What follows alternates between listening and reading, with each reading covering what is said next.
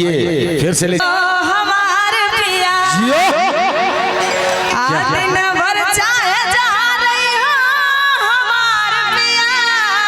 बिल्कुल सही बात। ए हो अच्छा तो सब कौन जाय छ जादव एमे जादव के चाहत खा त जादव वाला पावर देखाओ ना देखै छ हम जादव छी कते हाथ के बोलै छी वहां तक जाय होती झूला लग छ वहां तक आवाज जाय होती। आज अगर प्रीति जी बोले नहीं ना आवाज निकलला हम तनियो जोर से बोले छे वहां जाय छे ओनैते तू और अतरल करो जादव जगदी भैंसी के दूध खाय छ ना नहीं खाय छ। हां भैंसी के दूध वाला पावर देखा और कहना है कि दिन भर चाहे जहां रही हो हमार पिया और रात के घर चली हो हमार पिया रात के घर चली हो हमार पिया दिन भर चाहे जहां रही हो हमार पिया दिन भर चाहे जहां रही हो हमार पिया रात के घर चली हो हमार पिया रात के घर चली हो हमार पिया दिन भर चाहे जहां रही हो हमार पिया दिन भर चाहे जहां रही हो हमार पिया। रात के घर चली हो हमार पिया रात के घर चली हो हमार पिया रात के घर चली हो हमार पिया। क्या बात है जी?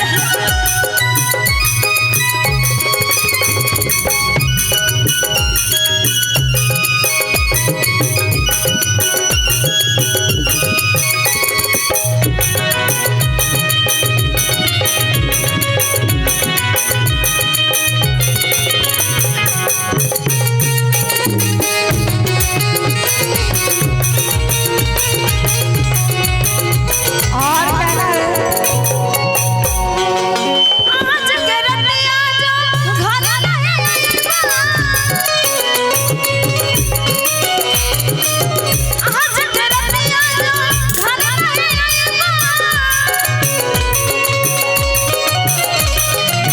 आज के रतिया जो घर रहेगा ए हो भोर भयो पछतैबा हमार पिया भोर भयो पछतैबा हमार पिया दिन भर चाहे जहां रही हो हमार पिया दिन भर चाहे जहां रही हो हमार पिया। रात के घर चली हो हमार पिया रात के घर चली हो हमार पिया रात के घर चली हो हमार पिया।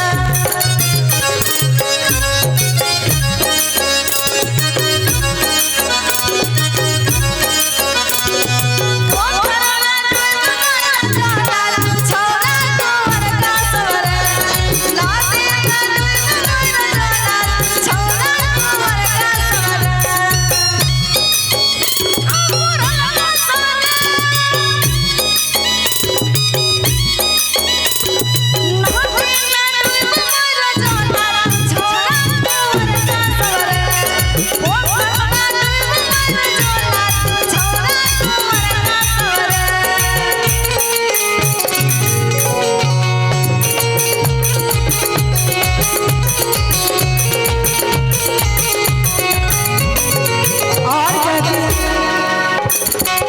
याद जइए हमारी प्रीतिया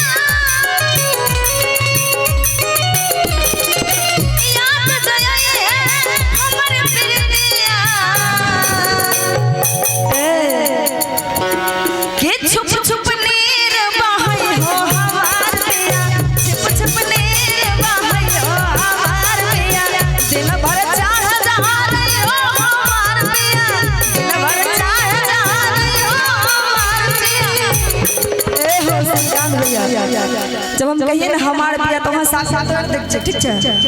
और रात के घर चली हो हमार पिया रात के घर चली हो हमार पिया रात के घर चली हो हमार पिया।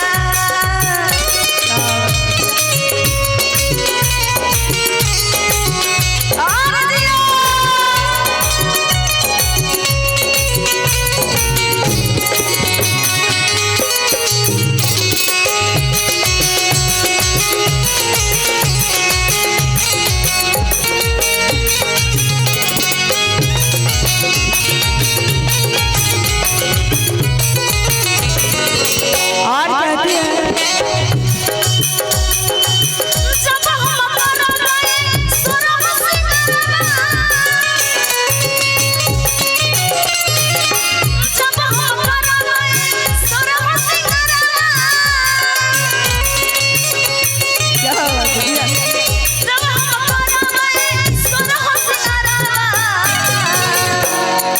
और कहती है कि जब हम करबै असरम सिंगरा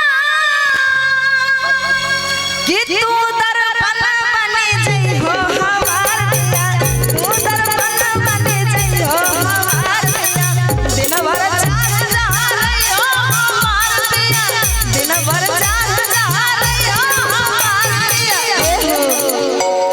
रात के घर चले आइयो हमार पिया, रात के घर चले आइयो हमार पिया, रात के घर चले आइयो हमार पिया, रात के घर चले आइयो हमार पिया, रात के घर चले आइयो हमार पिया, रात के घर चले आइयो हमार पिया, रात के घर चले आइयो हमार पिया, रात के घर चले आइयो हमार पिया।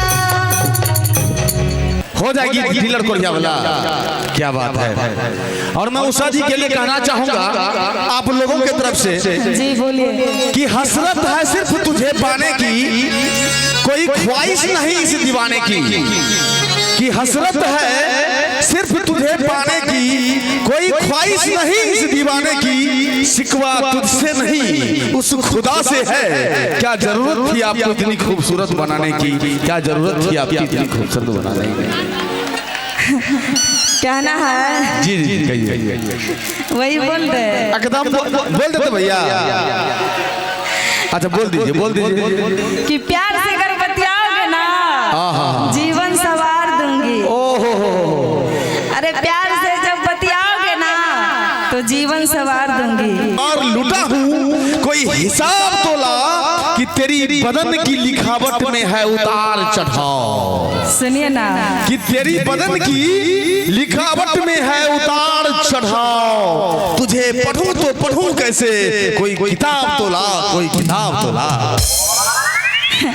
अब मेरे बारे में बात क्या कीजिएगा, हम ही बता देते हैं आपको कि मेरी जवानी भी क्या जवानी है, जैसे दिल्ली की राजधानी है। कि मेरी जवानी भी क्या जवानी है, जैसे दिल्ली की राजधानी है।